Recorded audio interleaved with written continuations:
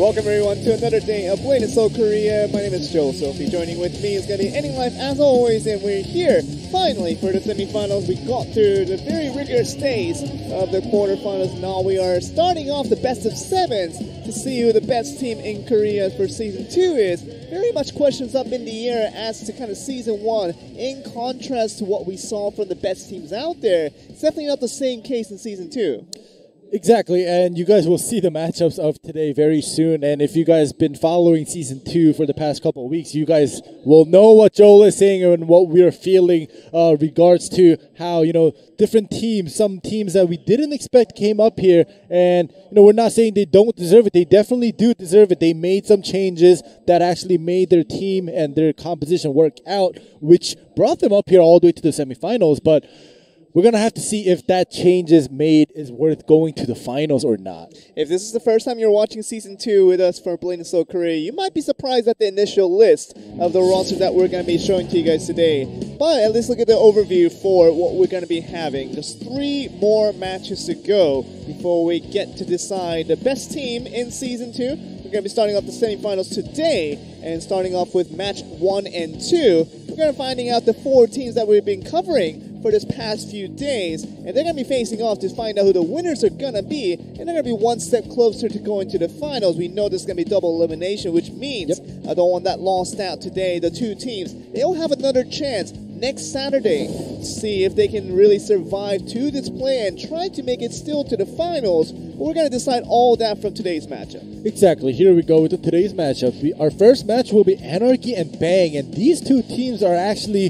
one of the reasons why we keep saying, the team changes, the player changes, the class changes, and that actually made a positive difference for these teams. And, especially for Bang, who is essentially a rookie team, considering consists of 2 super rookies, quote unquote, Yongjin Shin and Dawn Kim, and you guys have seen them play. If you haven't, you guys are in for a treat today to see them go up against Anarchy, who is also a newly changed team. Basically, we're looking at 4 teams here with Anarchy, Bang, Kudeta Zeus, and GC Busan Red. The only team you might recognize is GC Busan Red, obviously the champions of Season 1, and maybe expected to do it again, but remember, they had to come in as a 2nd seed from Group A. It's not the 1st seed. That was taken by Anarchy just a week ago, and it only goes to show you that Anarchy and Kudeta Zeus, formerly known as KKC from Season 1, these are the teams that were the favorites coming from their own respective groups. Kind of what you didn't expect when you started off the season, but you joined in by the likes of GC Busan Red, obviously trying to make their way to make it to the semifinal. They barely got that done. But with Bang as well, it's a very interesting opposition when you talk about Yongjin Shin and Jae Kim and Dawn Kim. These players you might not have heard of, but maybe have seen at times. Ever since starting last year, 2017, Yongjin Shin definitely made his mark as one of the better, if not the best, assassin prodigies out here in Korea. Of course, Dawn Kim made his appearance, debut, right at the Clan Championship this year. So all these new faces joining in, and Bang definitely has found a lot of success when it comes to the Season 2 performances. Exactly, and looking at Anarchy, Bang, these 2 unexpected. We got to see a lot of Anarchy for the past 3-4 years, previously known as G Touring. Bang, something very new, a rookie team that's been performing very well. But in regards to these 2 teams making it up into the semifinals, they got rid of Kureta and IDEPS to not get into the finals, to get eliminated from Season 2 before making it into the semifinals. So, I hope these 2 teams are worth it and they, show us an exciting match. And we're going to get right into the games, guys. Best of 7, 2 of them to round out the day. It means that could be a very quick one depending on how outmatched the other team is going to be. But here's one of the teams now. Anarchy. We haven't seen them for a very long time since we were going through the losers bracket of the respective groups. These Ks came all the way from Group A as the winners. Better than GC Busan Red. And we're looking at Woo Cha, Byung Kim, and Kyungmin Park. But biggest story is that Kyungmin Park. He's not on the KFM no longer. He's going to be on that Soul Fighter. So that icon, you can just ignore for a bit because he's going to be playing Soul Fighter more often than not.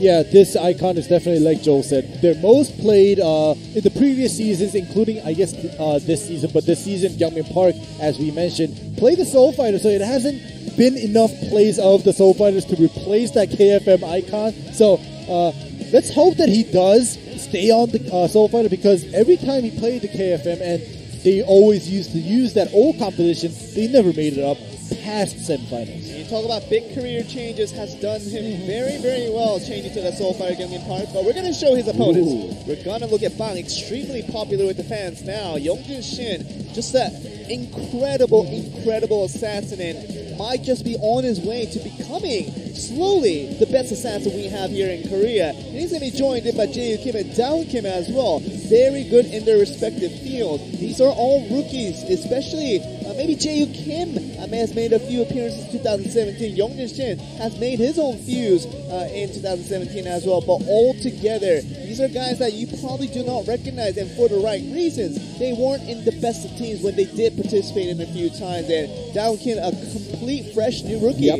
And coming in, and these guys are ready to take on this Anarchy, former G Touring. These guys have been around the scene for a very, very long time. So against these veterans, see what these rookies can do.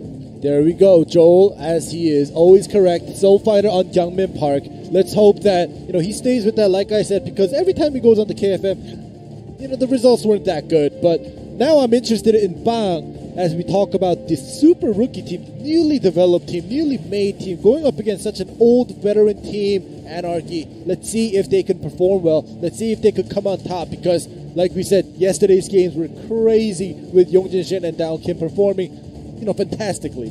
That's been highlighted today, yesterday, y'all. Just all throughout that last day of quarterfinals, we were going through the losers bracket to see which of the teams that they lost we were gonna have the biggest excitement about. But I think we're not gonna waste any time, guys, because we're gonna go straight on to game one between Anarchy and Bang to see who's gonna get their early advantage in this first tag match. Let's get the match underway.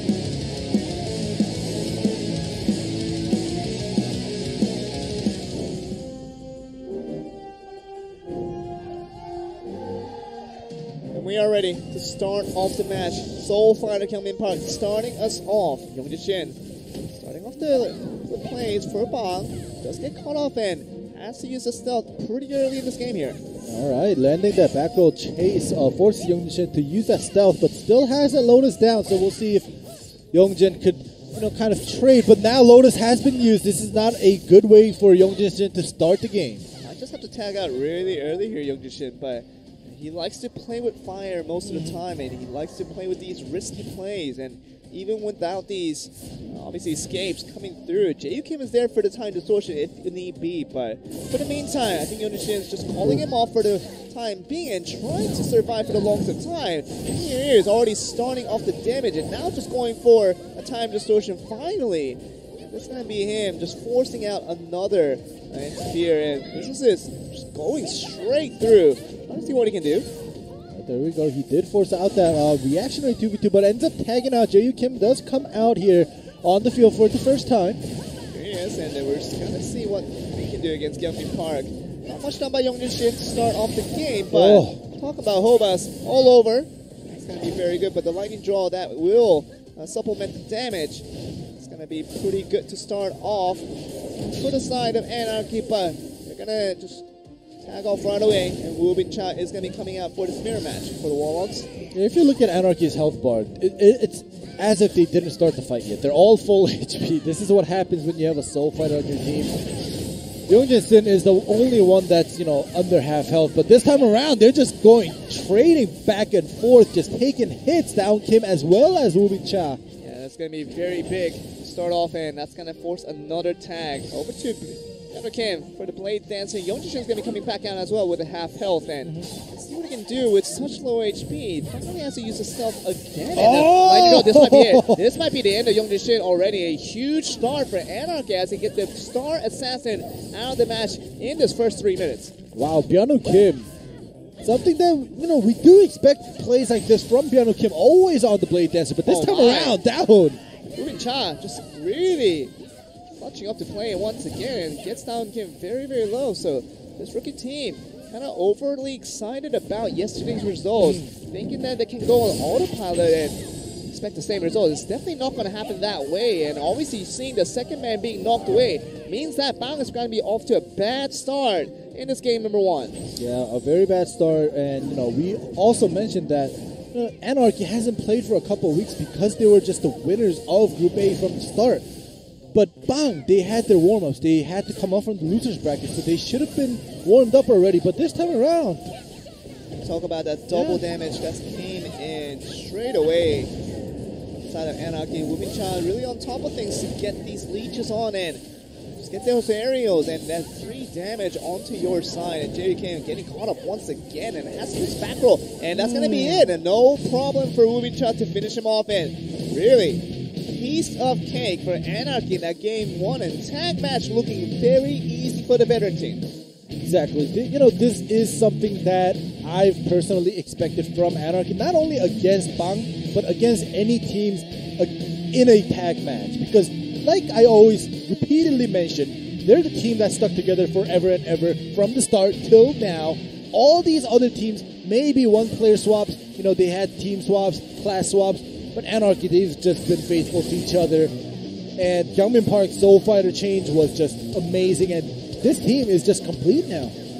That's what it is. I think against this rookie team, they're really showing the class of how to really communicate as a team and trying to just provide the synergy really you have between the 3 players if you are Anarchy. And these 3 players, Wubin-chan, Yeonho-kim, and Gyeongmin Park, looking very good as they really show what it's like to have these Blade and Soul experience in the past and deliver it in the terms of results like this. Exactly. And, if you guys been following Blade and Soul scene, ever since it changed into mix and match rather than, single separate and tag separate, teamwork is essential. It's good to have some players that are, extraordinary in singles. However, teamwork is always, on top of just individual skill plays. And we'll see, because the reason I'm mentioning this is because Bang, Yongjin Shin and Daewon Kim, they're very good. They excel in singles. So we'll see if they'll make a difference or a team with, composed teamwork will win at the end of the series. Well, you know what it is. We got best of 7, so definitely it's not over quite yet. It still has a lot of time and lots of opportunities for Bang to turn things around. But who are we going to get in that set too? This first singles that we're going to get. We saw Yeonho Kim kind of warming up on his keyboard and seeming like he was going to be the one to represent. There we go. Anarchy is going to send him on, and Blade Dancer on the mark. And JUKIM actually is the one to face him off. So Blade Dancer versus Warlock is going to be our matchup for game number 2. Exactly. And what a surprise to see JUKIM come out in singles. This is probably,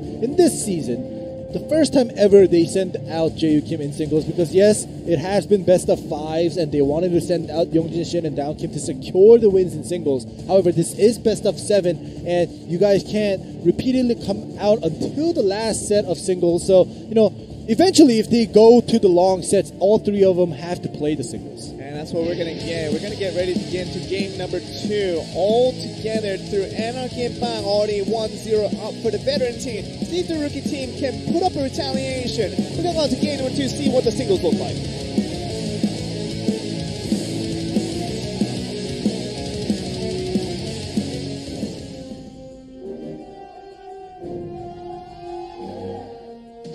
So after a heavy toll from that first game, we're returning to game 2 and see what happens from here.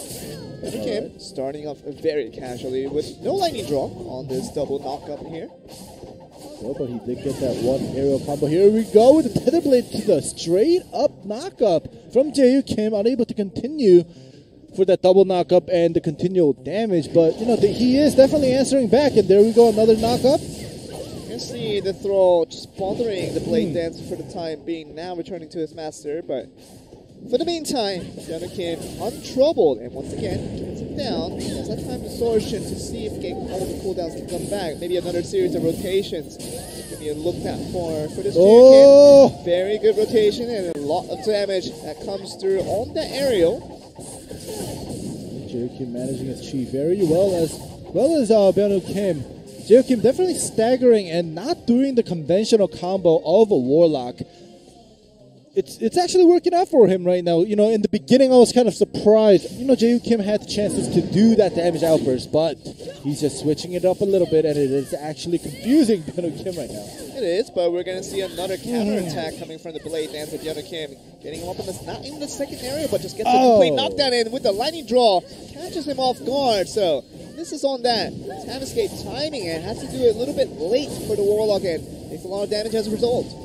Okay, look at this. Just a huge amount of damage that doesn't finish him off, but still looking like a dangerous situation for Yeonho Kim. He doesn't have a lot of damage HP to work with, but he still has that time escape in case of an emergency. But will he have time to do it? This can be the stun that will come through, and the second area will be enough, and not even needed as Yeonho Kim collects that win once again for Anarchy. Now 2-0 advantage. All right, well, you know, Jae Kim, I thought he had something in the bag, something up his sleeve. However, Yeonho Kim just stayed calm, even though he was very low on health compared to Jae Kim's health in the mid-game. At the end of the day, Jae Kim getting CC'd without any escapes, that is very crucial, even for a Warlock that has 2 escapes. When you're out of both, you're basically done, even though it's the Blade Dancer against you. Really is, and the Blade Dancer just looking like chipping away every single time he had the charge there, and great damage coming from that lightning draw. That was actually the crucial one. That got some critical damage onto the side of that Warlock, and Jae Kim tried to fight back, very close to knocking him away, but we know he had the tab escape. Yeonho Kim had all the escapes available. Basically, he just looked for that one opportunity to get that one extra stun, which he got right there, and that was going to be the finish to clinch up that 2-0 advantage now. Yeah, very well played by Yeonho Kim. Jae Kim also, I'm going to be honest, give him some props because he played very well. He switched up his combos a little bit. He definitely tried to keep his distance and poke him out. And that actually worked out almost until the end when he just, ran out of escapes and ran out of anything to do while he was CC'd and into the aerial, and unfortunately did get knocked out. But now we're moving on to set 3. Tag match. Set 3 will be another tag match. No roulette until we get to the next one. Meaning, really could be anything here. And Anarchy looked extremely strong against Bang, who seemed a little bit inexperienced in terms of the communication between the teammates, and it never really looked all that same in terms of skill level difference. But Anarchy, can they show it again with the same composition that has worked so well with Kyung Park? On the Soul Fighter has been the change of his lifetime, and also with the teammates really stepping up today. Woo Bin Chai and Yeonho Kim on those Warlock and Blade Dancer respectively has done extremely well in game 1. If they can replicate the result, I don't see Bang coming back on this one. Yeah, I know. It looks very solid on the side of Anarchy. Like, usually when we see Anarchy perform in tag matches, we always kind of point out which player was kind of lacking. But today, they just seem complete. Really just seem ready to take this by the horns. Anarchy looking to dominate this result coming in from Bang, and we're going to see this game 3 extends that lead over to 3-0. Let's get the match on the way.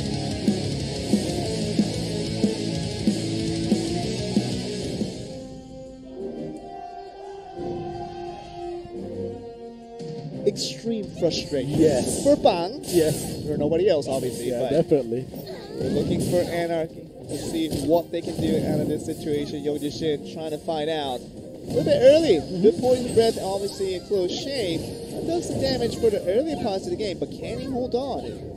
He's definitely showing his frustration against Anarchy right now. But again, Lotus of Escape and Stealth used at the same time back-to-back, causing Jae Kim to come in for the time distortion. Okay, we're looking at it now. The close wire. Oh, pulled him in! Execute. Very nice damage there. But look at it. Look at Kyungmin Park's health. Very nice damage, but he basically like re-rolled it. Yep, he literally did. The healing effects coming from the Soul Fighter is quite top-notch, and it's going to get him to tag out, so mission accomplished there for the side of Bang.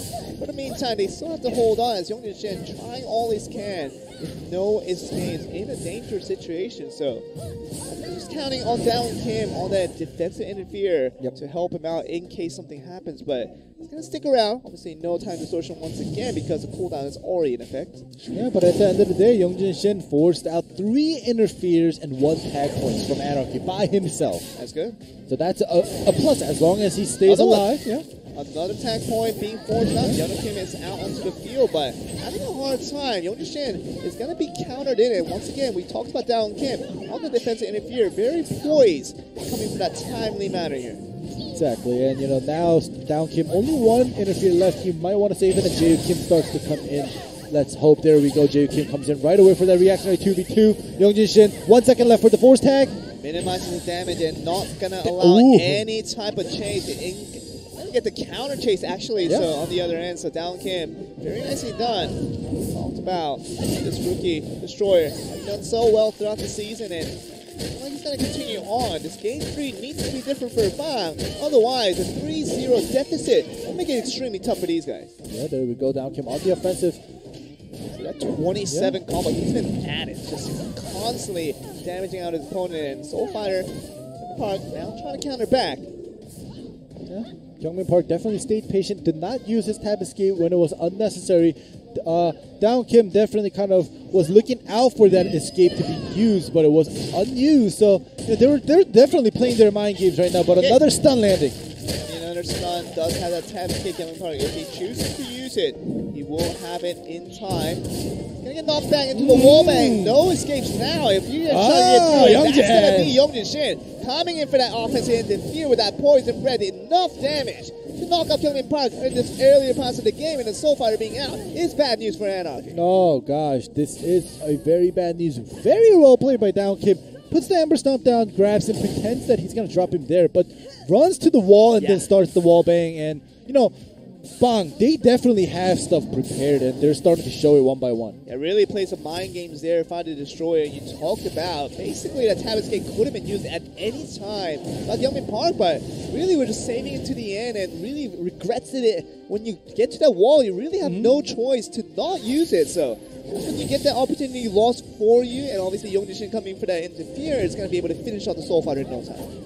Alright, we'll have to see if the two, Woo Bin Chai and Byung-Ho Kim, will be able to defeat Bang, or their momentum of 2-0 win streak will be ended here in this round 3. This Warlock mirror match, obviously very important for the side of JD Kim and Bang, because you already got one man knocked away, and getting a second man knocked away should boost your confidence quite a bit. And now we're seeing Down Kim once again, very nice defensive interference, no damage coming to its opponent. Oh my word, that's an execute damage for a mouthful. And let's see this just continue in, and Young Shin's going to be coming back out onto the field. See what this assassin can do once again. He's been pretty successful in the first rounds. He's definitely been playing it super aggressive. He's always been playing it aggressive. We got no chase actually happened here, unfortunately, for Young Jin. The land might be planted, but very far away from the Blade Dancer, meaning that Young Jin has to look for it elsewhere in terms of putting out the damage. And now putting the webbing on the ground, and what he's going to do, puts the stun on, get the bombard with the close shave, is going to start off the damage. And back roll chase. Back roll chase is very successful, but still has a tab escape out of Kim. If he wants to get out, saving it for a very long time and taking a lot of damage for it, he has to use it. Well, there we go, body swap. He's definitely going to have to use it very soon, because he might not even have time to be... This might be the second time where we see Anarchy members not use the tab escape to get out and just die off with it. Yep. Young Jin used that Lotus of Escape. There we go. Okay, we're still seeing Byung-Ho Kim being extra passive the way he goes with. Once again, body swap comes through. See? And look at that. Once again, dies with no tab escape being used. Get close shaved. Oh, gosh. You saved it too long, Anarchy. You had your lead. You have to be careful. You can't play too safe. Talk about being overconfident about things. You think that you're going to get that right timing to use that tab escape when you thought that Youngmin Park would have done so, but having learned that mistake, obviously Byung-Ho Kim didn't learn that mistake because he's failing it once again. Yeah, situations like this not for Woo Bin Chao, who has no tag points, but for Youngmin Park or Byung-Ho Kim, the way they died is, they tried Look at this, another tab escape not being used. Finally uses it. But is that a little bit too late? That's what I'm just assuming, because it feels like Down Kim execute damage is going to be able to finish him off, and finding their confidence, regaining the momentum they built up yesterday. And this might be on a good run for these guys. See how long they can continue with this. Yeah, we'll have to see, because, that was a very good comeback for Bang. But as I was saying during the matches, there's always a dilemma when you have one tag point left, especially for Byung-Ho Kim and Youngmin Park. We saw that they were saving their tab escape. But now now we know the results, and Anarchy ended up losing. Now I'm thinking, why not just use the tab escape early? And you had that one tag point. I know he wanted to save it for the later games, but it's better than dying, I think. Tab escape out. Tab escape out and then tag out. Yes, you'll use your last tag point very early in the game. You see the clock right now, 8 minutes, and they already have 1 tag points left. That's not good. Just the fact that they couldn't manage it, but it's better than dying. I mean, it's result-oriented speaking, right? Yeah, but we're talking about the course. results and seeing what would have happened if they had not saved that. But in a very skewed perspective, that was a very greedy play by Anarchy, by the two members, because they felt like they wanted to save those resources for a later moment in the game. But you're not going to have a later moment when you die out. Exactly. So, yeah, like you said, we know the result, so we're kind of, backing the plays of the losing team and thinking what they could have done. We understand why they were saving it. We know why they were being passive, they were being defensive, and, maybe a little greedy on saving their tab escape and their tag points. But at the end of the match, we know the results, and, maybe they could have done, at least one of the players could have done that and, stayed alive. Here we are finally at the mid-stage of this series and see what we're going to get for this match number 4. It seems like a tag will be another one will be underway. It's not going to that singles, Definitely not going that far. So it's not going to be another single, it's going to be another tag. So we're going to have a lot of tag in this series.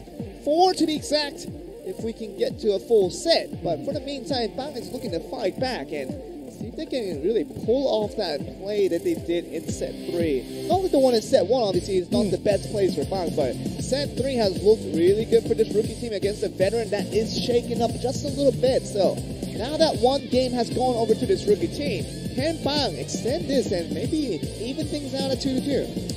I think it's very possible because, in set 1, it seems like Bang did not communicate at all, but in set 3, we saw some of the combos that they worked on with the Destroyer doing the wallbang and Young Jishin coming in, with Jae Kim putting the opponent in the aerial, and Down Kim coming in with the execute damage. So, we noticed a very big difference, and in set 1 it felt like Bang did not communicate. In set 3 they started communicating, they started executing their plans, and it definitely worked out for them. And here we are, the same composition that these two teams found lots of success in their own respective round on, because these come from different groups. Anarchy coming from Group A had to beat out GC Busan Red, had to beat out very tough opponents, obviously, but Bang coming from Group B, they had their own different perspectives and different opponents they had to beat out, and now they're here at second place. So really different perspectives on what they have been facing for the past few weeks. But here we're looking at obviously Anarchy trying to fight through as the pride of Group A,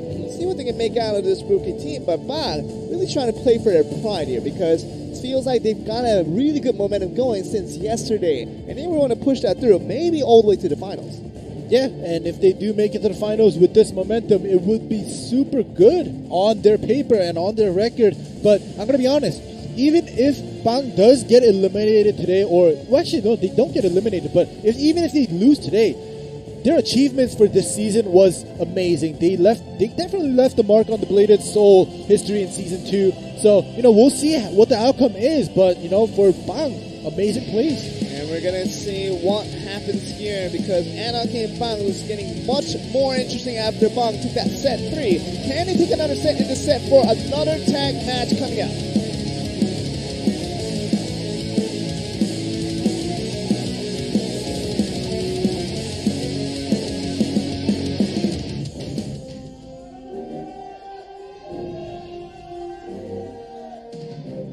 We are in now, obviously less frustrated by the side of Bang after they got that set 3 victory.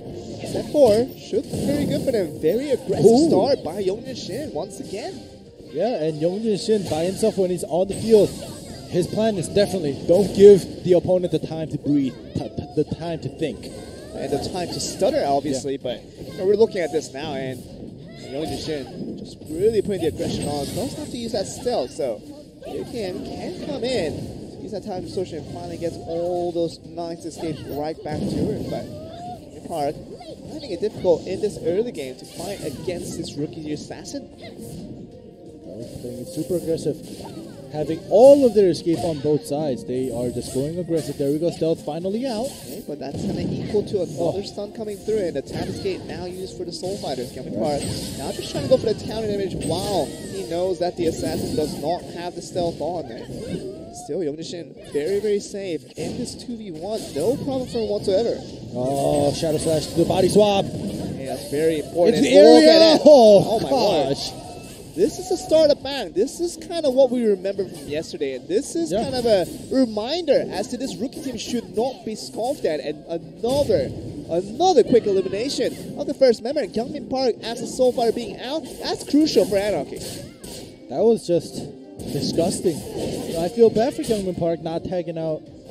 And I know he didn't expect that kind of combo. And that defensive interfere came in from Anarchy as well. And Gyeongmin Park still was focused down. It literally is. And the easiest offensive interfere in the world for Jae Kim. You just have to go in, already have the plate ready to be served, and just go for that hope of damage. And you know you're going to get the kill right away. And if you're in the side of Gyeongmin Park and Anarchy, what are you supposed to think right now? You know, I don't know. Let's hope that they're not tilted. That's all I'm hoping. I mean, tilted is another prospect that we should be focused on, but what's the most immediate is that basically they're one man down. Look at it be another half man down as Wu Bin Cha takes 50% HP just like that. Yeah, after, you know, we thought after seeing set one, Anarchy definitely had the upper hand in tag, but maybe just Bang was just trying to make them underestimate them. Literally got there over complacent just a little bit, and in a good way as well, because Jae Kim, man, comes to the shackle once again into a stun, and easy damage once again. No way for them to damage out the opposition as Byeon Kim tries to come in, but what is he to do as a play dancer? Do a knockdown and get back into the bench. Literally? That's literally what just happened, and now we do have that Warlock mirror match. That's what we're getting. The Warlock mirror match looking one-sided, not towards Anarchy, but actually towards Bang. And this is going to be the interesting one as King comes in with that tag point being used. And another knockdown, very clean in the way that was executed. Byeon Kim is going to be forced to tag out. And oh my goodness, Anarchy just really lost as to what they're supposed to do. Persistence Ember stomps down. There we go. Is it going to get the wall bang on? Almost very guilty, but Byeon Kim does get out of an angle. Alright, fine, good. Byeon Kim's trying to take that offensive stance here, try to take away the advantage that Down Kim had. There we go with the knockdown. Knockdown does happen, but no continuation damage from the Blade Dancer, but just means that the Destroyer still aggressive as ever. Alright, the Flock of Blades knocking Down Kim back. Byeon Kim will get his escape in 10 seconds. Down Kim has his gust. See how he'll play, how he'll approach this. Look at it now, oh my, that's an ugly lightning draw if I've ever seen one. And talk about preemptive lightning draw, sometimes looking very good, but that one, That's all I have to say. I could have used a better lightning draw than that one. That's a shame as well. The fact that Joel can use a better lightning draw than you can do. Byeon Kim has to look for some type of comeback on this one because that one is not looking good. Definitely not in Youngshin. Once again, as always, just on the offensive, and the ult does land a couple hits. Okay, just a few stacks on that, but we're still looking towards Wu Bin Cha. It's going to be coming back onto the field. Basically, no tag points for Byeon Kim means that Wu Bin Cha has to save his, unless this team's going to be just raining thirsty. Oh my goodness, execute damage and the poison breath. That's the damage that's going to get you for Youngshin and Down Kim on the combo. Wu Bin Cha surprised, gathering his thoughts. Gathering your thoughts, you say. He doesn't have time to do that. He's going to just die in the moments of time. And look at that high wire. Looking like he was going to get through, but the Warlock Ultimate does not connect. And all together, we're looking at the other way. And look at the image bug just showing that basically they have nothing to translate over. All this domination coming in from the side of Bang has been relentless and one-sided. Byeon Kim, he's going to be out in the field, but knowing that he's not going to be able to survive for very long. Definitely not. Look at his health bar. No teammates for help. You know, Gyeongmin Park, 2 tags, 3 interferes. You know, whenever I see that kind of score on a dead person, it just makes me cringe. And just a single-handed finish for Down Kim. Yeah. This is looking very different than game number 1. It definitely is. It was an illusion. And really, it's getting stronger over time. I think Bang is just getting better and better as the days go by. Exactly. Exactly, because Bang is a new team, as we said before. All they have to go is up. Whereas Anarchy, they've stayed together. They have their teamwork. They're already molded into a piece, and it is possible for them to get better, as we saw when Gyeongmin Park changed the Soul Fighter. But today, the Soul Fighter is definitely backfiring and maybe too much confidence. For Game 3 and Game 4, Gyeongmin Park was always the first man to go out. Yeah. That just goes to show you how useless today's Soul Fighter has been. Obviously, the Soul Fighter was one of the key reasons Anarchy was able to get first place in Group A and get to this stage right now in the semifinals. But you got to keep that going because the tournament's not over yet. You have to get to the finals and win the finals to become the champion of Season 2, or else you're not going to be remembered for the rest of the tournament. Exactly, and Bang being the second place team of Group B, if Anarchy loses to a second place team on Group B, that just shows also that Group B's first place is even stronger than that. Exactly, and that's what we're gonna get. Just looking like he didn't even have time to connect that Wall of Ultimate, chain it to his body, and this is what we're getting. Just too quickly, they are dying out one by one, and really super scary rookies, as written by the fans and Yongjin Shin fans all over, and fireworks. There he goes, and that's kind of the explosiveness that he brings to his game. Just fireworks all over it. Singles. All we're going to see Yongjin Shin just literally put the cream on the crop and literally say that you guys are worse than we are. I mean, they've been playing for years. They've been on this Blade and Soul pro scene for years now. You talk about Woo Min Cha, Byeona Kim, Gyeongmin Park. We've seen these guys forever now. Yeah. They've always been a little bit above average. Maybe they weren't below average at any time, but they were never the best. Yeah. And we thought that Anarchy switching over to the Soul Fighter for Gyeongmin Park would have kind of raised that cap just a little bit, maybe made them a little bit better. But Yongjin Shin, as I was saying, is going to be the one to make appearance. Who's going to be his opponent? Gyeongmin Park on the KFM. What does that tell you, Ed? Well, he's going back to the KFM. That results, as I said before, it's always been negative. Yeah, not positive, negative, but just the fact that Soul Fighter has also proved to be negative in today's games. Maybe today's just a KFM day for Gyeongmin Park. Is what I want to believe. I mean, Gyeongmin Park, KFM's a negative, Soul Fighter's a negative, but double negative doesn't make it a positive. It doesn't work that way. That's not how it works mathematically here today for Blade and Soul. But for today, we're going to see if Yongjin Shin can really prove once again that Gyeongmin Park, it wasn't the Soul Fighter, it wasn't the KFM, it was just Gyeongmin Park that was doing that. We're going to find out if that happens in this game number 5.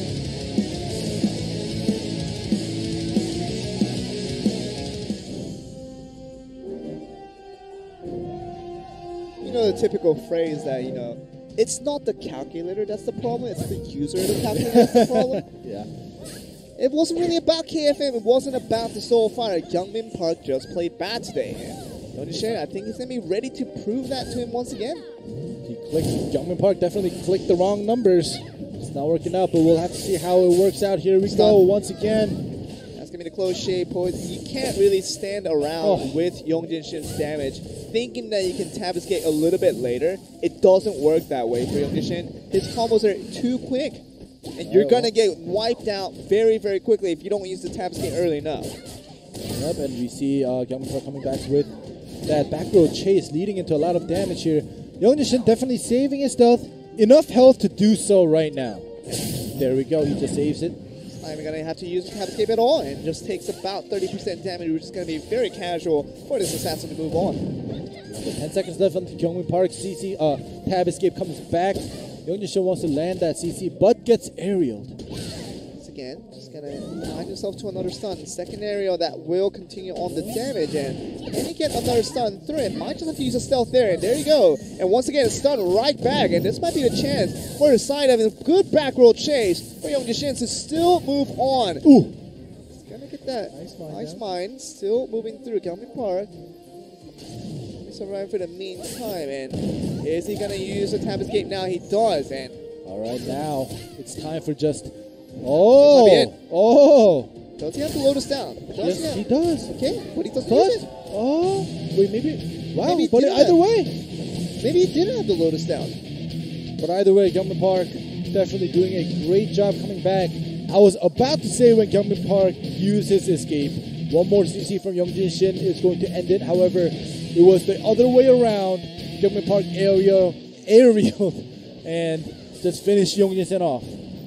Great stuff from Youngjin Shin from the earlier parts of the game. We thought that he might be on a roll, and just putting out that damage, we know he does so well. But Park chipping away slowly as we know with the KFM. And on that initial stun, a little bit later, forcing out the tap escape. The stealth is going to be going on right there. And the 35 seconds was long enough for Gyeongmin Park to put out So let's see here. He puts the Lotus down, and the fight's been going on. I'm pretty sure the Lotus did end up disappearing, like you said, Joe. We'll have to see here at the end of this video. Oh, it's not going to show that part, but I don't think that would've been long enough. I'm assuming that the Lotus did disappear because is that long enough for the Lotus to disappear? It felt like that was a little bit short of a time. it was. That's what I was thinking when you asked me.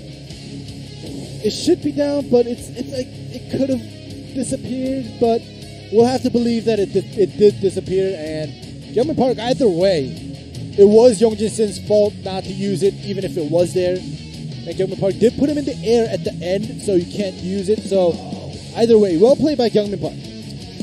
A little bit confusion in the terms of the face of Youngjin Shin, as you can see from his expression, but they can't really stay in thinking for too long because they're going to have to get ready for this next tag up. We talk about the 4th tag match of the series. Wow. It's coming to a long one ending, and now we're going to see the Bang on the same one. Anarchy, are they going to bring the KFM? They're still going to be sticking on the Soul Fighter, feeling like this is going to work out, but as we've seen from the past, this competition did not work them out other than game 1.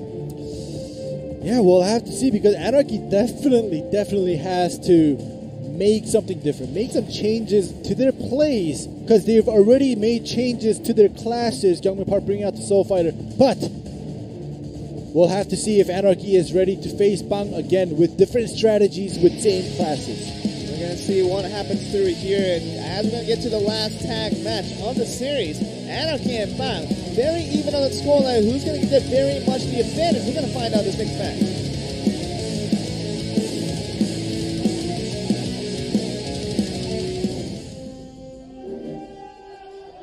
We know that basically it could all be over for Bang if Anarchy wins the next one. Best out of 4. Just wants to get to the 4 points earliest. Be the ones to win out.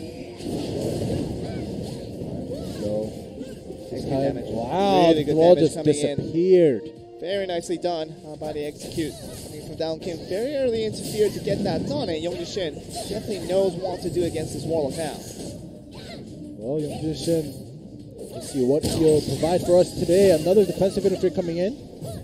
Look at this now, Youngjin Shin still trying to figure out what he can do, stealth it out, and be the one to just still put the pressure on towards Wu Wing-chan. Wu Wing-chan finding it difficult to survive against Assassin for the first round. The Lotus receives. A reactionary 2v2 right now coming in, but at the end of the day, Anarchy on the downside. It really is, and losing out on that trade, that's going to result to another tag out. Already for this first minute of the game, Gyeongmin Park coming back out of the field. Too much damage right now. Gyeongmin Park will get his escape back now. Incredible damage, and that's coming through from Youngjin Shin, and he wants to push through. Down comes back, but very nice chase that comes off the tag, and that's going to be crucial. His Down Kim going to just die out. Literally was on the field for 5 seconds. Yeah. I think he's done more with that interfere that he came in and got rid of the thrall at the beginning of the game, and that's all he did, and Down Kim does get eliminated. And all of a sudden, Anarchy now is looking good to finish off the series, and Bang, all the hype that they've been building up since yesterday, it could all be gone. Basically, just one game here. It's just one game, like you said, and Anarchy coming back, composed. They knew their mistakes and they've changed it. They're using their interfere points. They're using their tag points early, and they don't care as long as they stay alive. And at the end of the day, Down Kim does get eliminated. What it is, and JK wants to stay on the field and contribute for his team, but Youngjin Shin is going to be coming back out once again. A nice chase being efforted. That's going to result to the stealth being out, and that's no escape. The Lotus might not even be behind the down for the side of Assassin, and this might be a situation where Shin has to be extra careful, knowing that his obstacles are very, very slim now. There we go, reducing the Lotus. There we go, Lotus used. Just tag out. No escapes, yeah. Now you have to tag out. Okay, Shen playing with the fire a little bit too much now, and I don't see this being a good thing. J-Kim is pretty healthy, and this might be a chance. There he goes. Finally does get the tag out, despite our worries. Does get the tag, JU, but he definitely has to stay alive for a long time. There we go. On the stun. Chains in. The time distortion on, but J-Kim wants to continue on and see what damage he can put out. Ground Ripple into the area, Windstorm combo. There's no escaping from that one, and the Airborne is continuing on with the damage. J-Kim. Look at Youngjin's health. He interfered in and he tried to make something out of it. Yeah. He almost died. And he had to use himself to get out of that one, so in the case that he has to come back in, he's going to have no escape. Yeah. We'll see how long JU is able to stay alive, but not for long. That's it. And just and he has it. just standing out. He's so frail on this body, and that's going to be just him scribbling down. And okay, victory. After all that, we thought that Bang might be just reliving yesterday's glory and continuing on, but kind of sad as it is, they're eliminated from the tournament, just kind of already going to the loser's bracket, and now it's going to be the ones to really fight through to get that last place in the finals. Yeah, you know, Bang definitely had a good run. They did get eliminated or knocked down per se to the loser's bracket. This is the semifinals. Nobody gets eliminated, but you know, Bang did get quote-unquote eliminated from this upper bracket. Now they're going to be moved down and wait for the second matchup's losers to play that out next week. But Bang definitely showing, they're confusing me. Ups and downs.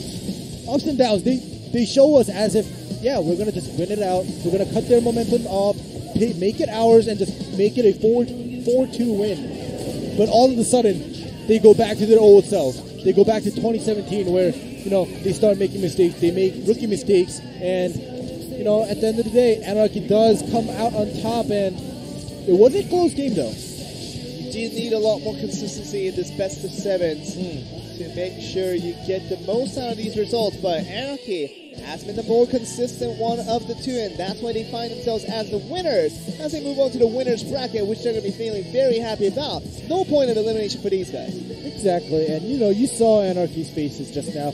It's so rare to see them smile, even a small smirk, because they always go up to the semifinals and then they end up losing. They always get eliminated in, you know, the group of 8 in the quarterfinals. So we rarely get to see them smile, but this time around they are very happy. And we're going to go to a short break, guys. When we're back, we're going to come with Group B, the top of Group B, and the second place of Group A for the next round of semifinals. We're going to be back after a break.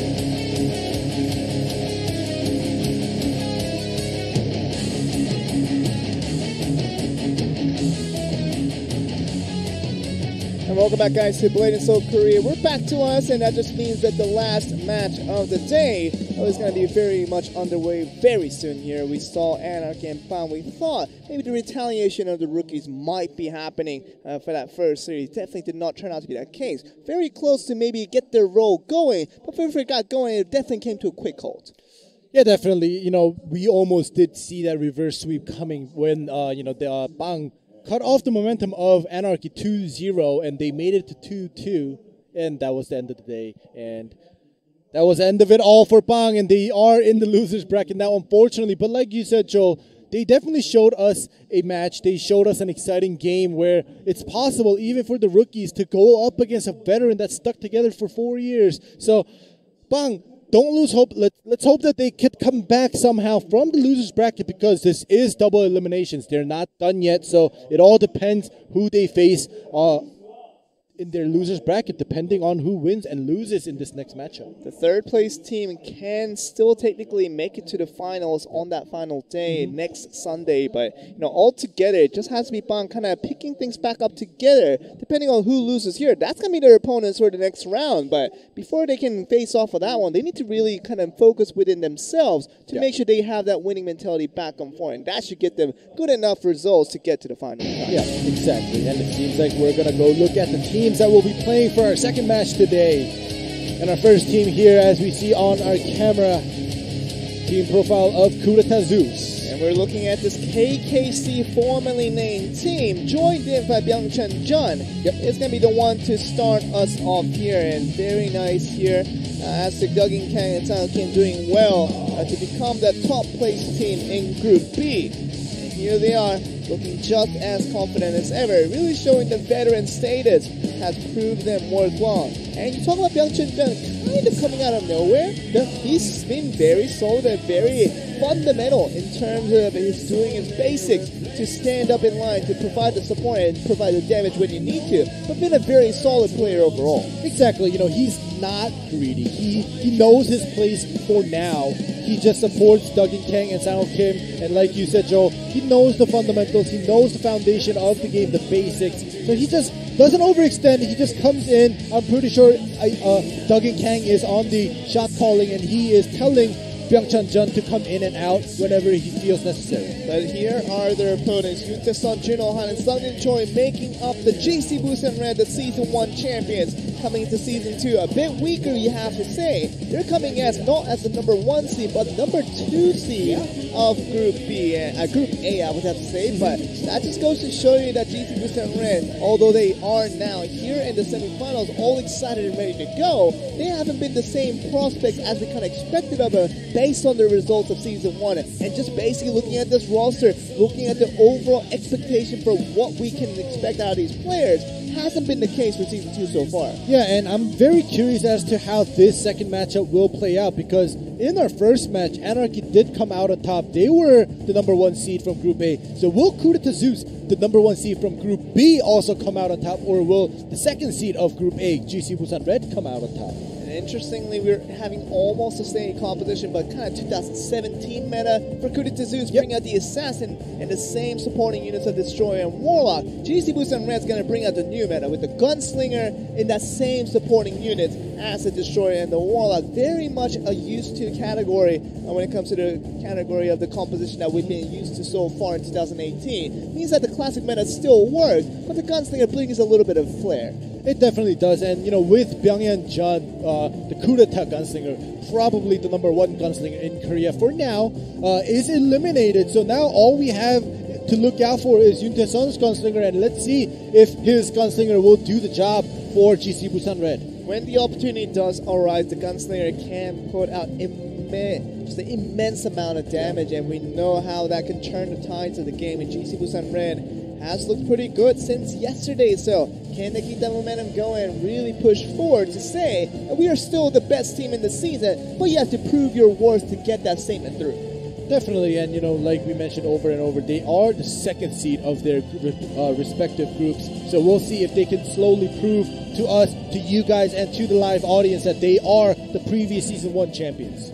And we're, I think, going to slowly start to get ready to go on this one, because Kudeta Zeus, formerly known as KKC, they're the ones to really see how far they can get with this roster. We talked about usually the Jung Ho-yoon, who used to be very much intact with these 2 other players, Duggan Kang and Sang Kim, is not in that same roster anymore. And he's going to be there on the other side of GC Busan, on the other end of things. But for the meantime, and it seems like we're having a little bit of difficulty getting into the game, so it might have to be a little bit of a delay before we can get into the first game. Yeah, it won't be a long delay. If I heard correctly, the voices from the above telling me that it was just a little bit of a UI. I can't say it's a bug. It's just a UI not showing for one of the players. So, they're just going to quickly reset the game, and I'm pretty sure it will be fixed. And you guys don't have to see our faces again, because that's bad news. That means it's going to take long. So let's hope that, we can get into the game super quick. Should be very quickly, guys, but we do await this very exciting matchup between Kudeta Zeus and GC Busan Red. Could be anything just don't know what to expect out of GC Busan Red, because if they're on the top form, not many teams in the world can defeat them. But we're looking at GC Busan Red of Season 2. They haven't been looking good, and it seems like even the bottom tier teams can still have a good chance of beating them out, which is bad news for GC Busan Red. But we come to today's matches not knowing what form and what type of GC Busan Red they will be bringing out. Depending on that, we get to see the results kind of tiding one way or the other. All right, well, we'll have to see how GC Busan Red has prepared to show us. We're going to get into game number 1, guys, the first tag of this best of 7 to see which of the team of Kudeta Zeus and GC Busan Red, who's going to take the lead. We're going to find out in this first match of the series.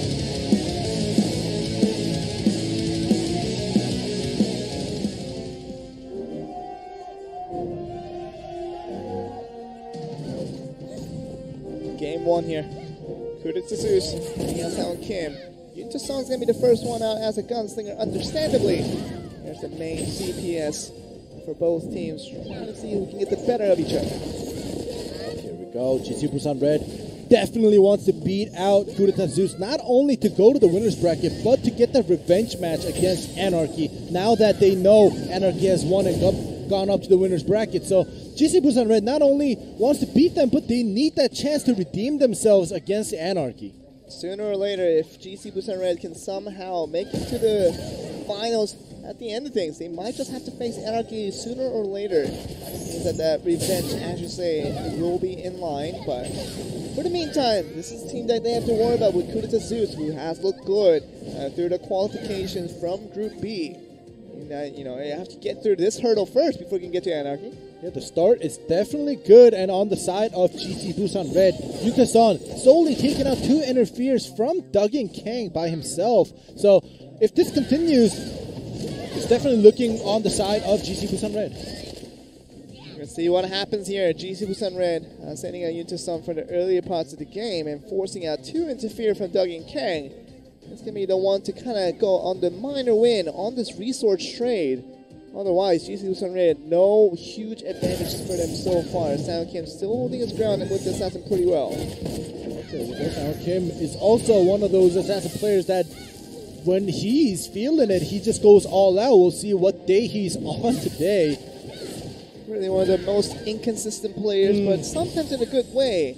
To see basically a free tag for both players, meaning that no action really did occur on both sides. That doesn't mean we're going to have to see things through and maybe have to kind of look for an extended fight to kind of decide the winner on this first set. Junohan does get Typhoon back and forth here. Time distortion is used for Junohan. Duggan Kang keeping the pressure on, actually focusing down the thrall here. Trying to bring the thrall back so that the damage will not come through, but over time it seems like the thrall will be highly damaged out just enough to get out. It's eventually going to be the cool time. That's going to be the one to bring back the thrall back down to the ground. There we go. We do have Yuta-san back out on the field. He is very confident to stay on the field and get those force tags and do those resource trades, as you mentioned before. And so far, it has been working out. And another tag out for Duggan Kang. Pretty much a disadvantage for the Destroyer to go up against the Gunslinger. Feels like they want to go in. And Junohan starting off the damage. And we thought that it was going to be on the other side. But Byung Chun-jun actually is the one to come on the Warlock and try to put the damage on. Yuta-san having a hard time. Definitely needed to tag out there. Yuta-san, he had his confidence. He had his time. Now he's back on the bench. But unfortunately for Seung Kim, no escape. So he tagged out. Another follow tag out. Yeah.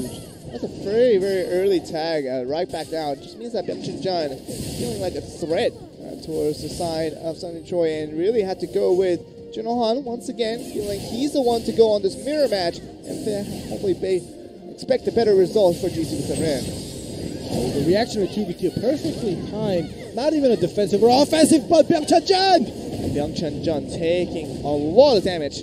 Junohan right there, just helping out a little bit on the mixed. It seems like the 2 Warlocks finding their marks today and they execute damage once again, damaging out the thrall, going down immediately. But Junohan now under a bit of a threat. What can he do? He does have the tap escape ability. Now he does use it, so he might just have to use that last tag point to get out of here. Alright, well, this is not good defensive. Reactionary 2v2 coming in from both sides. Iron plating well placed. the Iron playing to make sure their teammates stay alive, but Junohan still doesn't have his tab escape, so he might just have to settle for the time being, but does just have the solution to get it right back. No tag point just being required for the time being. Alright, here The Fury build of Duncan Kang. Playing it very passive. They're waiting for their cooldowns to come back, especially on the side of Junohan. He wants his body swap back, but the throw will be going in very soon, as you see on the timer. This might be the Fury time for Duncan Kang. He might have to proc it very, very soon here. He does have 40 seconds left out on the field. Junohan only 7. He might want to get that chase and then use that Fury. We'll see what he decides to do. Some mind games that can be played out 1 here. second. Here we go. Very He's gonna close go to the on the distance. Okay. And finally procs that Fury. He's going to start off with the damage. Sony Choi takes a bit of it already. Closes him in. And we're going to see Duncan Kang trying to go for the aggression here. Iron planing. Choi fell to no aggression on the other end. But look at this. Continuing on the damage. Executes. Going to be damaging out the Destroyer on the other end. Sony Choi finding trouble. Sungjae Choi. I don't know if you want to lose here against Duncan Kang. He is a KFM main, only using the Destroyer for the team composition, but look at him take damage here. Oh, look at this. The Destroyer ultimate. Obviously trying to go through Silent Kim, but it's going to escape in time. Just goes on the invis. No stealth needed on that one. The tag out happens. Yunta-san comes in against Sang-ho Kim. Very low on the health for Yunta-san. We'll see if Sang-ho Kim could kind of, make a difference here. A body swap. So just finding it difficult and has to use that time to stay bound. And might just have to rely on Junohan to come in for that time distortion. We see the Warlock ult being connected, but it's not going to definitely connect on that one interfere. Yep. We are back to square one here. Yunta-san healing up a little bit slowly but surely. Got his health back here. Runs away from the assassin. Yunta-san finding a little bit of trouble now. He does get the time distortion from Junohan, meaning that he's going to have the escapes back. He has to be a little more careful because he's not having a good time when it comes to putting out the damage onto his other side. Sao Kim feeling pretty safe right now. Yeah, Yunta-san usually on the offensive, not doing too much right now. There we go, finally making this offensive move, forcing out that stealth from Sang-ho Kim. We're soon going to see a defensive interference come in, if not a reactionary 2v2. We're moving in here. Yunta-san still moving about, trying to find the right angle to put in the damage. None coming about for the time being. What can he find with these two little guns? Not much to start off so far. Yeah, they're definitely playing it way too passive here. They're just doing it one trade. Oh, there we go. Yunta-san always making his move first, as he should. Sang-ho Kim on the run. See, obviously no chase coming through from that one. Byung-Chun pretty low on HP. He's going to have to throw all out to make it a little bit better. He still has to be a little more careful. Alright, there we go. The chase did happen with that tether blade. Junon out of escapes. And we're looking at this now. The Iron Plane coming in as soon as they can, but we're going to see the damage on the other end. We see the Sound Cam with the poison damage. Oh! A lot of damage, but look at this. Sound Choi coming for the execute damage. Really crucial there. Byung-Chun has to use a lot of tag point out. Well, that was great on Byung-Chun to stay alive and tag out here, not being greedy as we've seen in the previous matches. Sound Cam. Be careful. Uses both his escapes. Junohan does tag out towards Yunta-san, so no tag point for both of these players. From GC Busan Red, Yunta-san's the only one left with that tag resource. Right, Yunta-san probably wants to stay out as long as possible here. Same goes for Sang-ho Kim, but Duncan Kang does have that extra tag point, so we'll see what Sang-ho Kim will do. But last time, this Gunslinger Assassin matchup, they were just afraid of each other, so they just stayed back and nothing really happened here. Maybe this time around it'll be different. It is looking like we're going to go to that full 10-minute mark to go to the TKO, but at this moment it's hard to tell who has got more of the damage out of the two teams.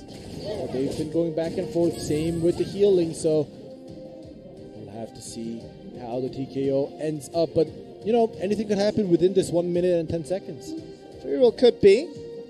We're still looking for significant damage that would change the tide of the game, make it a little bit more predictable as to who's going to take the victory in this game number one, which will be crucial for the best out of 7. 1 minute left. 1 minute. Everybody gets another interfere point. They're going to start using it up now. But Yunta-san on the Gunslinger not being able to do too much damage as we like to nice see. chase. That's coming up, and Junohan finding trouble. Has to use the tap escape right away, and it's going to find the spinning axis of both the destroyers out there. But 40 seconds left to go means that they have to go all in or nothing. Go big or go home. Because the game one victory is going to be dependent on the damage, not based on how many kills you get. But this time around, at the end of the day, GC Busan Red taking so much the brunt of the damage here from Kurita Zeus. Junohan finding it difficult to really just neglect the damage all forward, but now he's going to find the counter damage on the other end. Doug and Kang finding the Hobus from Junohan. This might be changing the tide of the game. We're looking at Sao Kim now on this last 10 seconds of the game. Can he get a lot of damage done? The Thrall doesn't count as a damage dealt. You have to get through Junohan to go for the Warlock directly.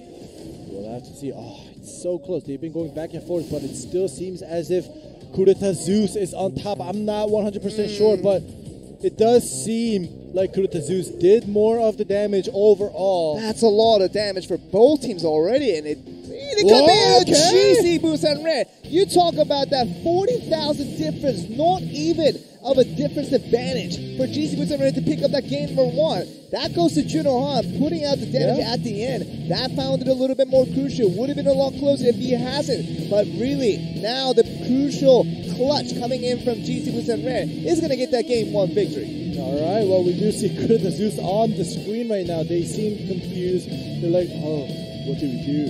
What have we done? And they already got one loss in their pockets, and now we'll be moving on to set 2 for singles, but let's see the replay here.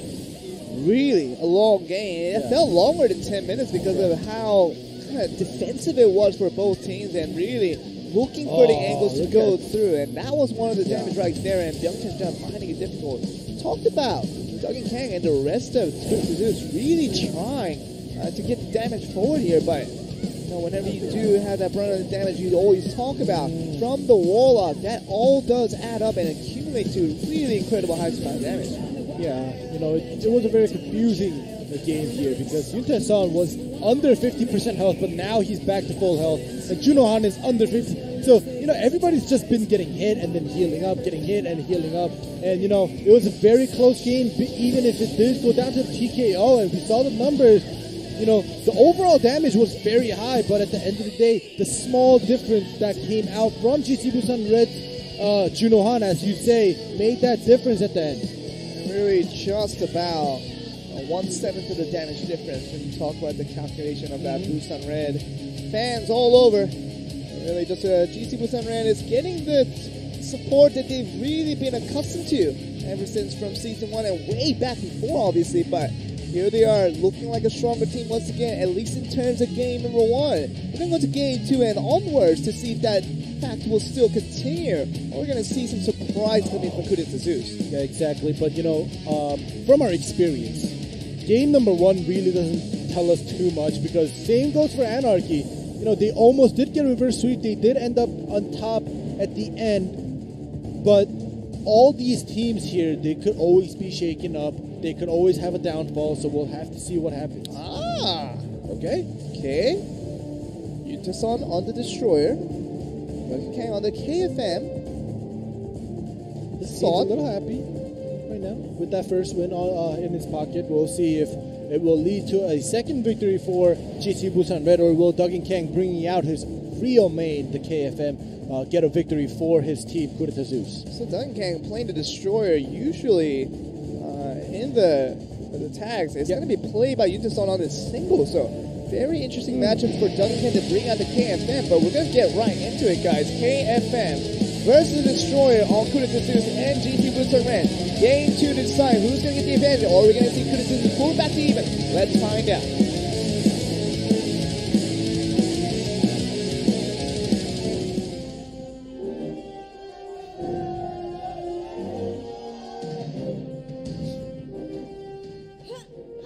Kang on this offensive end on the KFM.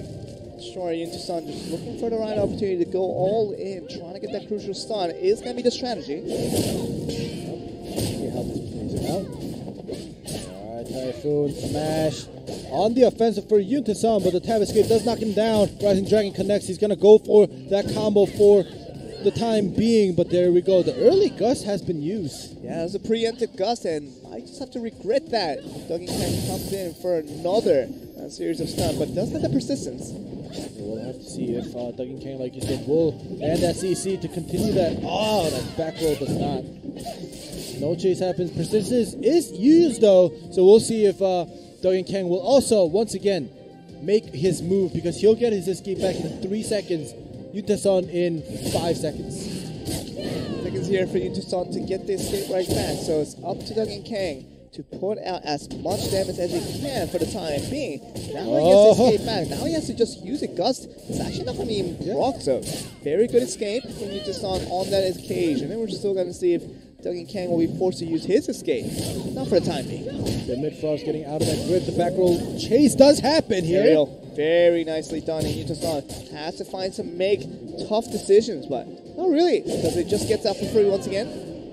The Syrian Pandas hurt Yuta-san a little bit. Saving that gust. Still. Knockdown. It's seeming like Duggan Kang is on the winning end for the time being. Yuta-san, can he get a miracle comeback after this one? Because they heavily damaged down and still finding no answers to his opponent. Yeah, Duggan Kang is just jumping around, waiting for the timing. Yuta-san, he knows that he can't make his move. Any abrupt move from Yuta-san, Duggan Kang will definitely take the advantage and capitalize on that. But Typhoon doesn't really go to the wall bang and really just going for the counter attack, and just might be the override here. Yuta-san looking like he's gonna be knocked away, but Duggan Kang just one hit away from it. That's gonna be it. Duggan Kang gets him onto the last area. Yuta-san will be out, bringing the score line back to 1-1. Yep, 1-1. KFM played it very calmly. Same goes for Yuta-san. He did try to do something, try to make a play, but you know, it's really bad for to give that tab range for that area. So when a KFM gets far away, 15 meters, tab into that, you know, jump into aerial your opponent. Or if you want to get close to a KFM, that's also bad news. So for Yuta-san, he just had to make Duggan Kang use his escape and make his move, make his offensive move. But Duggan Kang did not give him any room. Really didn't, and just continually put out the chip damage all the way through it. Didn't allow Yuta-san to react to any of his opportunities, and Duggan Kang looking good as KFM main that he always was, and knowing the whereabouts, the ins and outs of the Destroyer really had him read all throughout on that one. Definitely, and you know, you guys saw the match. Duggan Kang did not have a single trouble mind. You know, in his mind, he was just calm. He knew what he was doing. He probably thought he had it in the bag from the first trade that he did with Yuta-san, and it did come out to be true. And we're going to be moving on to set 3, which is back tab. It's been a long one already. You know, full 10 minutes of that first tag match and almost a full 3 minutes of that single. Meaning these guys are not going to just rush into it. Obviously, you know, take their time to kind of see what their opportunities does arise, but means that Kurotetsu and GC Busan Red might be a close one once again, but we don't see an immediate knock-on on either side, meaning that we just don't know the winner until we get to the end. Oh yeah, we don't know. It is a 1-1, not like the other game where it was like a 2-0, where, you know, one team had the potential of finishing it early, but this time around, this Kurotetsu versus GC Busan Red seems a lot more closer here. So, like you said, Joe, we'll have to play a couple of more rounds or sets to see which side is a little bit stronger than the other. And once again, we're still reminding back to the fact that GC Busan Red, if they were on their top form, it wouldn't be that close. I thought that it would be a pretty easy pickings for GC Busan Red to kind of handily beat out Kurotetsu even in the singles, but as you can see, it's not the same GC Busan Red that we're accustomed to. It just means that they're taking a lot more effort for GC Busan Red to pull off the victory. Let's see if they can get done once again in another tag match. Kurotetsu and GC Busan Red currently even in the scoreline. Who's going to get their early lead in this best of 7? We're going to find out.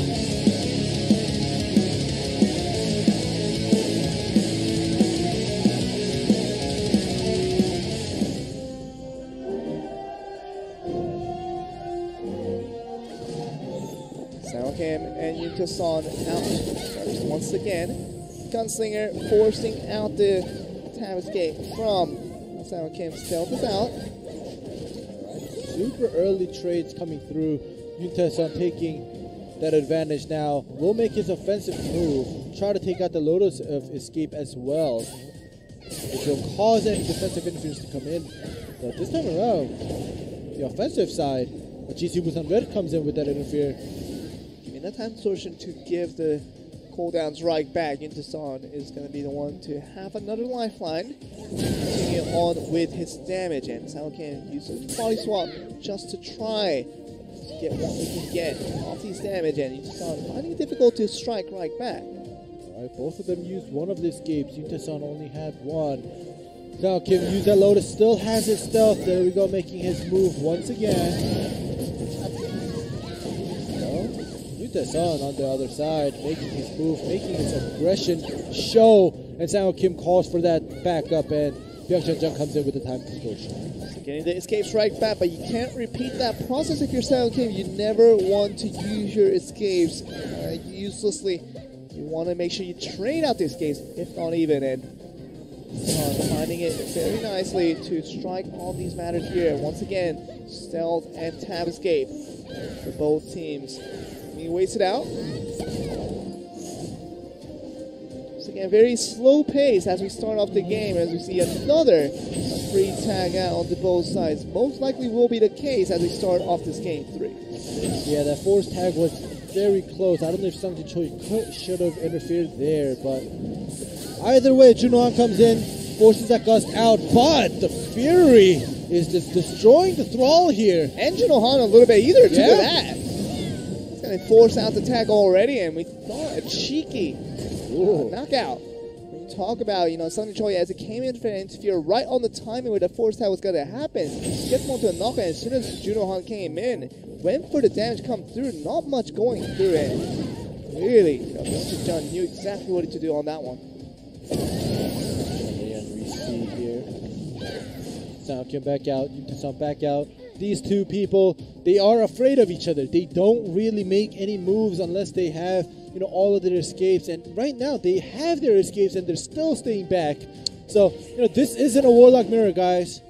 Well, technically, Sound Kim doesn't have his little escape, so maybe that makes him scared enough to go in. But to make it point ending, it just means that really no aggression has been shown on both ends. Passivity in the term of the game for game number 1, and now this game number 3. Both tag matches looking pretty backwards in terms of what we want to see. No action oriented so far.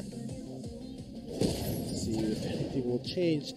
Once again, 35 seconds for Yunta-san and 45 for Sang-ho Kim for that force tag. And these two, whenever they're on the field, they're just going to just force tag out and just let the clocks run.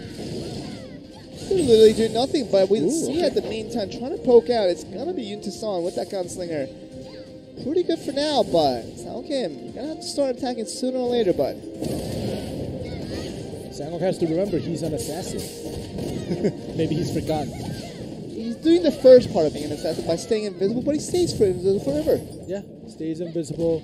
Now makes his move. Yunta-san does heal up, but still. Oh, there we go. Sunny Choi comes in. Persistence being used by Sunny Choi. He's going to want to chase that 4 second left for Sang-ho Kim's force tag. This is going to be very, very close, so he gets that Lotus in time. No chase on that distance, so Chin-Jun gets the throw out. He wants to get for another long distance fighting. It's okay for now. Ember Stomp is still down.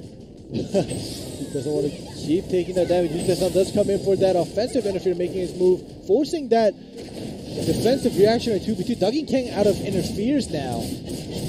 I mean, Duggan Kang obviously used some of those interferes for that execute damage onto the throw, but otherwise, we're still going to see inside of Duggan Kang and the rest of the Zeus. They're not going to have the Destroyer interfere for the longest of time now.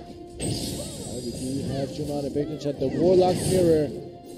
See, when it's a Warlock Mirror, I can understand why it's the pace is very slow, but now we have Sang-ho Kim back out on the field, playing it aggressively against Junohan. Yeah, the ultimate did not connect for the side of the assassin, but Junohan trying his own does not connect, means that the back row will come through for Sang-ho Kim.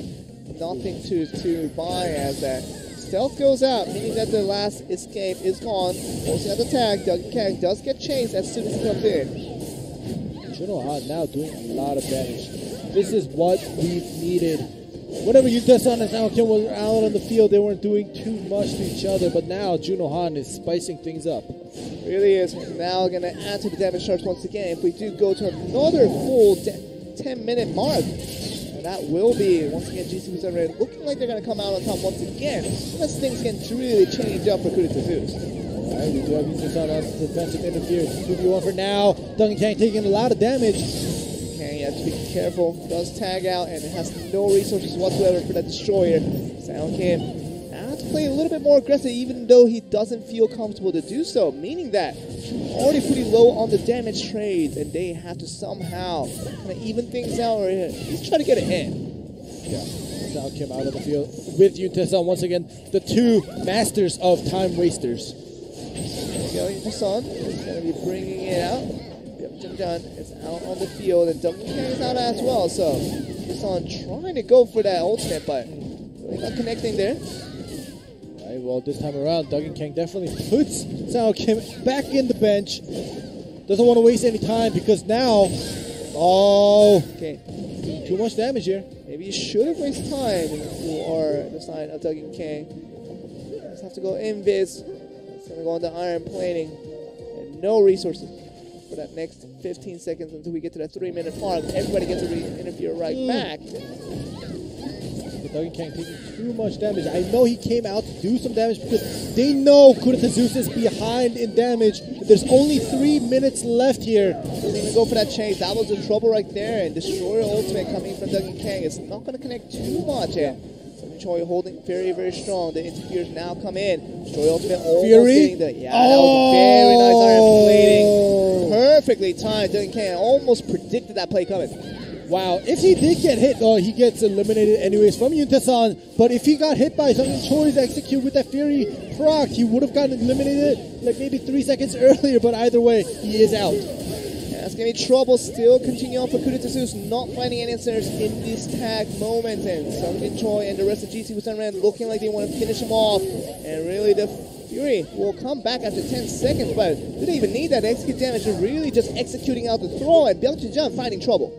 Right here, it's out, it tags out once again. Sang Kim comes out. Now, Sang Kim definitely has to make something out of this unfortunate picture here, 2v3. Maybe tries to do make it into a 2v2 at least. It is Assassin versus Destroyer. It should look good for Sang Kim, but still very, very passive for the side of Kudeta Zeus, and that's not what you want. And who can be the more aggressive? It's going to be Sung Choi, actually. Yeah. Destroyer with that execute, putting so much damage onto the other side. Right, there we go. Oh, Sang Kim.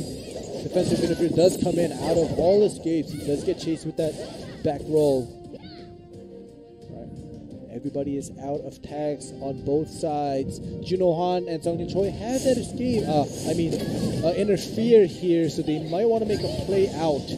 Try to get some eliminations here to, make sure they get the victory, even if it does go down to that TKO. Duncan Kang already went down, and Kudeta Zeus finding Sang Kim damage still going down and down. The heals are bringing it back, but the HP bar difference has definitely gone to the favor of GC Busan Red now more so, and it seems like the second man will be knocked away, and Sang Kim is gonna be gone by the shots coming in from Juno Han, and Byung Chun.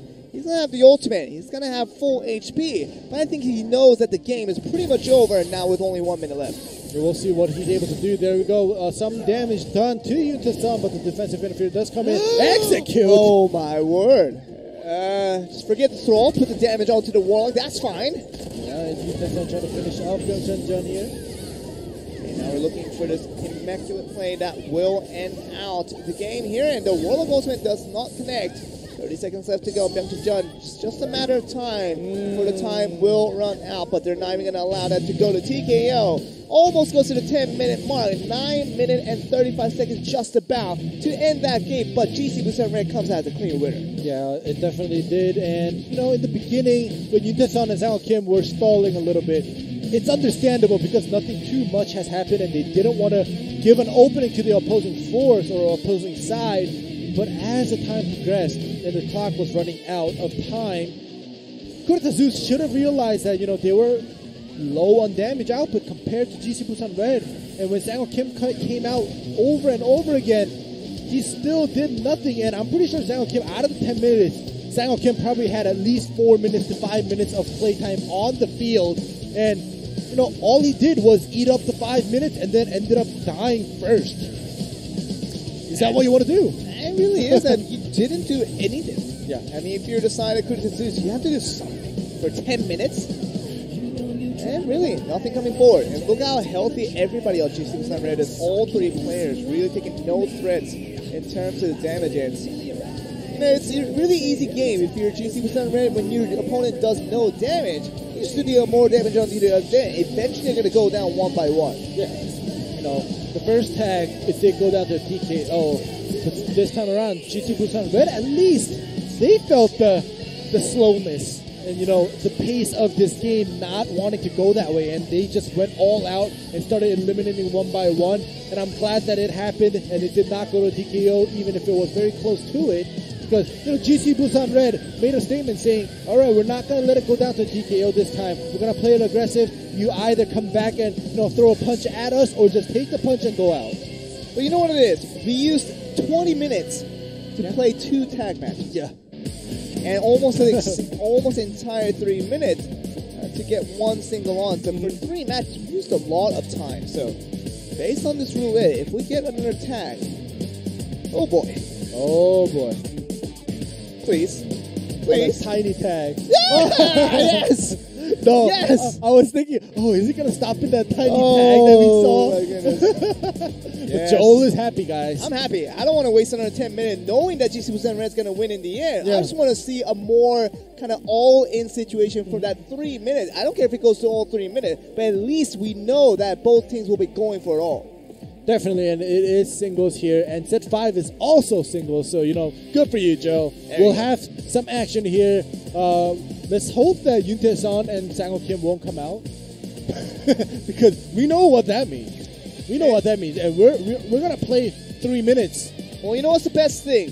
Yoon Tae-son can't come out, because he already played in that set 2. Now the set 4, who's going to be making the appearance? It's going to be the one to really see who's going to make the aggression, especially for Kurita Zeus, who's been lacking that all day long. Yep. And right now the score is 2-1 for GC Busan 2. Oh, God. We got one half of that puzzle. All right. Okay. We got one of the masters. Yeah, one of the masters was stalling time, but Junohan time distortion time. And, you know, you can just make sure you get that fast win. Junohan will be the guy to do it, but we don't have a clear winner yet. Sang-ho Kim just might be hiding something under his belt for the time being, but now we have this team, GC Busan Red, who's now taking the lead, and a 3-1 lead by taking this win here would give them a really surmountable advantage to push forward.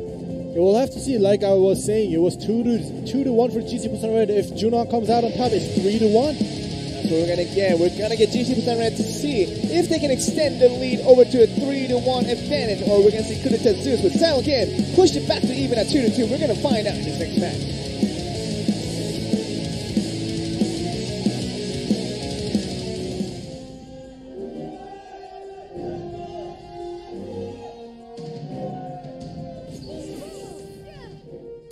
Junohan starting off strong, going up in the end. That's a little sound for Sang-ho Kim.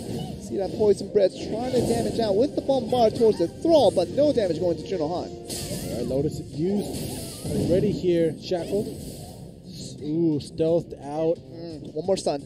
Yeah, back-to-back escape is never a good sign for an assassin. We'll see if Junohan will try to capitalize on this. I know he will try. Junohan definitely knows this. Oh, there we go. The aerial coming in. How much damage can we get out of this one? Still 5 more seconds before Sang-ho Kim does get that Lotus escape right back. No continuous damage. Just kind of surprisingly, Junohan, he could have gotten a little more there. Shadow Flash connecting. Oh, it's not looking too great for Junohan either. Samus will get his stealth back as well. Thrall does come out. Junohan taking a lot of damage. No, but in the air. A re-knock-up. Not happening here. Okay, the Lotus Escape being used. The stealth still available, meaning that Sang-ho Kim is in a pretty safe situation. Wants to move forward. There we go. Ooh. Stealth does come through, meaning that Junohan now is his advantage, and now it is moment to finish off the game. Not much HP to swipe away. But remember, Kuratetsu's won the last single. They won the way to look at it again, but Junohan's not going to allow that to happen. And the last clutch that will come through onto the Obas, and that will be Junohan taking up another win. 3-1 advantage now towards GC Busan Red.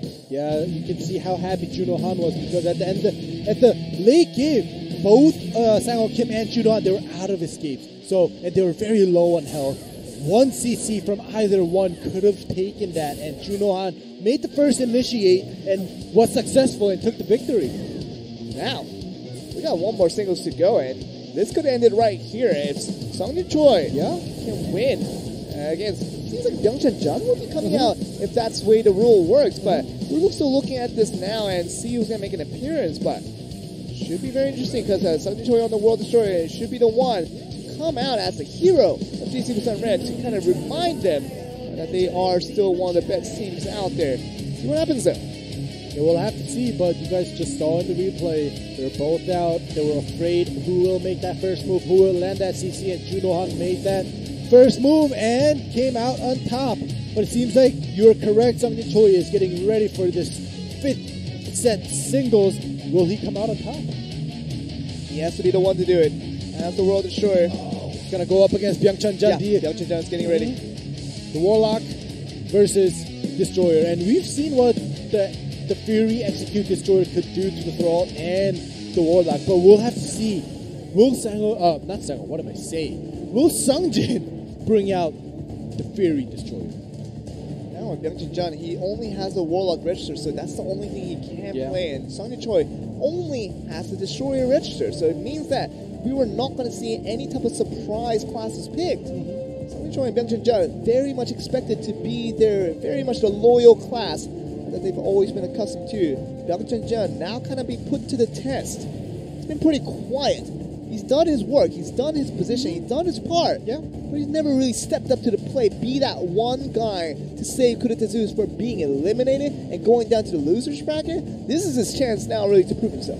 Yeah, he's never shined in tags or singles, and like you said, Joel, this is his chance. And we're going to get to that potentially in the last game. GC Busan Red with Seongjin Choi, the World Destroyer, could finish this game off if we can get a win here. Or Byung-Chun Jun, can he step up to the plate and bring this series back onto their favor? We're going to see what happens in the next game.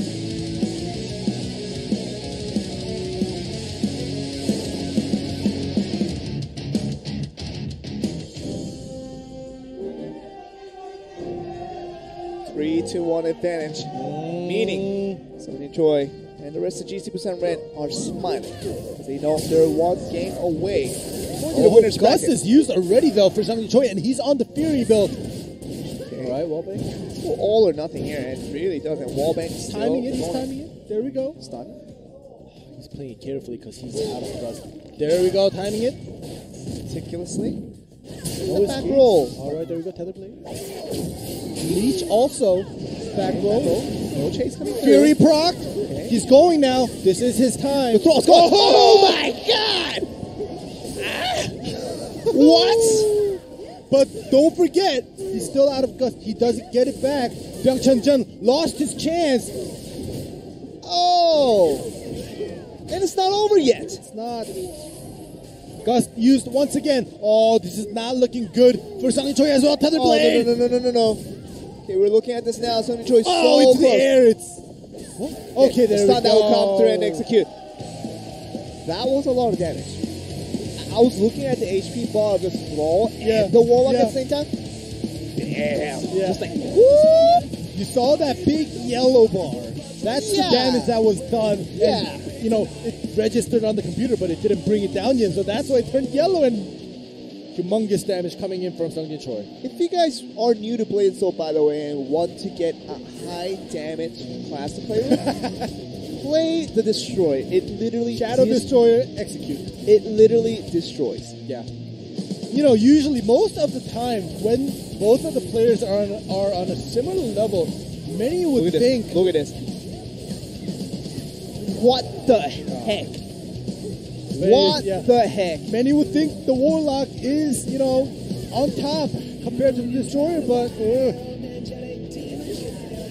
it was close though at the end. Byung-Chun Jun had a couple of opportunities when Seongjin Choi was out of